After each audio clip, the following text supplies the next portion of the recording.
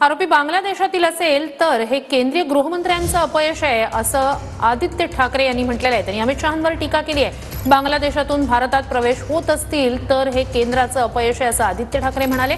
तर राज्यातील रोहिंग्यांना हाकलून बाहेर काढू असं नितेश राणेंनी म्हटलेलं आहे। या सापांना दूध पाजणारे मातोश्रीच्या अवतीभोवती आहेत असं म्हणत नितेश राणेंनी हल्लाबोल केलाय।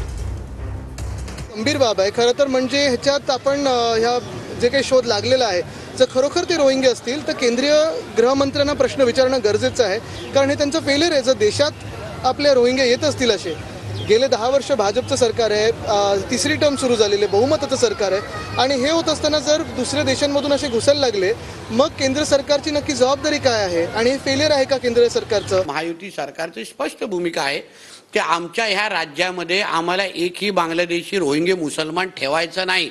आम्ही त्यांना हकलून बाहेर काढणार। जिथे माझे इंटरव्ह्यू अगर ते ऐकत असतील तर त्यांनी आपल्या बोऱ्या बिस्तारा बांधायला सुरू करावा, कारण का तुमचा बांगलादेशमधला किंवा महाराष्ट्रामध्ये राहत असलेला अब्बा पण तुम्हाला वाचू शकणार नाही। तुम्ही या विषयाकडे या विषयाला दुसरीकडे कुठे घेऊन जाऊ नये।